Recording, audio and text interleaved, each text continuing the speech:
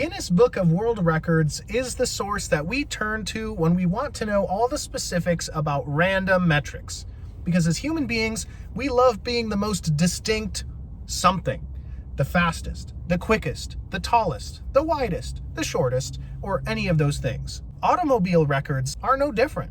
Pushing a design to have the highest horsepower, highest torque, quickest 0 to 60 time, highest maximum speed, or even something bizarre like the highest ground clearance. We've got metrics for all of them. But there is one vehicle that holds more records than any other for production road legal vehicles. The Isle of Man is a self-governing British dependency that is located in between England and Ireland in the Irish Sea. Besides holding boiled potatoes and herring as their national dish, the Isle of Man was home to Peel Engineering Company.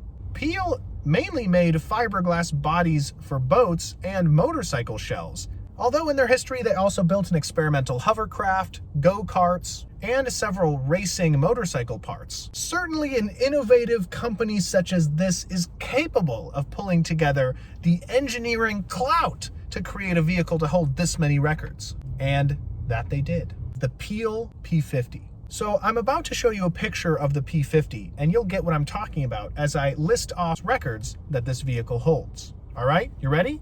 Narrowest vehicle at 39 inches. Shortest vehicle at 52.8 inches long. Lightest vehicle at 130 pounds. Smallest engine displacement at 0.049 liters. And if you were to put all of this together, holds the record for the smallest production car ever made. Not exactly what you were thinking of when I was talking about world records, but hey, this thing holds more world records than any other automobile. So in early 1960, Peel began working on this three-wheeled microcar. It featured one door, a single headlight, one windshield wiper. It was sold at today's equivalent of about $9,225. It was described as a city car, advertised to seat, quote, one adult and one shopping bag, end quote. Pushing out 4.2 horsepower, the maximum speed of this sucker was 37 miles per hour. It also had a 3-speed manual transmission with 0 reverse gear. So if you wanted to reverse the vehicle, you actually had to, put it in neutral and get out and physically push it backwards. It was cited as getting 83 miles to the gallon. It had a side engine rear-wheel drive layout and suspiciously looks like the Little Tikes Cozy Coupe toy. Apparently there were a total of 47 P50s sold in the entire lifespan of this vehicle, going from 1962 to 1965. So this might be just a simple little footnote in automobile history. Yeah, that was weird. Someone made a vehicle that small. But this is not going to be where the P50 story ends.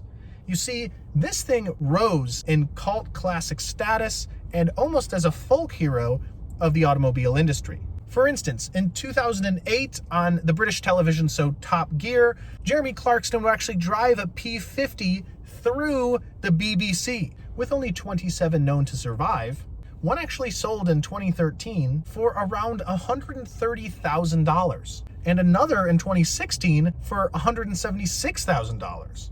And this is amazing because Peel Engineering actually did dissolve in 1974. This was a world record holding vehicle that has now been discontinued of a now defunct engineering brand. But Peel Engineering would give us all something that every person likes, a sequel, because the P50 is back, baby. Peel Engineering relaunched in 2010 after a fundraising campaign on the British television show Dragon's Den, and now P50s are available to sell. Gary Hillman and Faisal Khan, the people who relaunched Peel, raised €80,000 to do this. And although no longer made on the Isle of Man but on English soil directly, new P50s are available in both gasoline and electric options. What I find really awesome is that it's virtually the same vehicle in a lot of different metrics. Pretty much the same dimensions, almost to the exact decimal point. They did have to add a reverse gear, and there are a few differences in the internal mechanics, especially the suspension and steering, but this is almost entirely the same vehicle. Interestingly, the top speed of the new versions are at 28 miles per hour, about 9 miles per hour less than the original versions, which I found interesting. They're still sold, made to order, running about $18,000 in USD equivalents. although that is about $16,500 for the electric model. Interestingly, in the United Kingdom, the gas model is more popular, where it's more popular in the United States to purchase the electric version of the P50. But to answer a question I'm sure you're all thinking, is the P50 still actually road legal? Yes. Yes, it is. It does kind of fall into a weird classification, though. It is in the United Kingdom's three-wheeler category. It is considered a car in the United States, but a moped elsewhere, and in the Netherlands, it's actually cited as a quadricycle. As for crash test ratings, let's just say you wouldn't want the P50 to go up against a Hummer H1, because as to quote Jeremy Clarkston, your face is the crumple zone, end quote. So I know this is not a Toyota product. Am I supporting a competitor of Toyota? Probably not. I don't know that there's much overlap here, but I really wanted to highlight the super unique and record-holding vehicle that I never thought could actually be manufactured and road legal at such a small size. So I want to thank you guys so much for watching. I hope the P50 was interesting to you. I'm here at Fred Haas Toyota Country. My name is Mitchell, and I'll see you in the next video. Thanks a lot.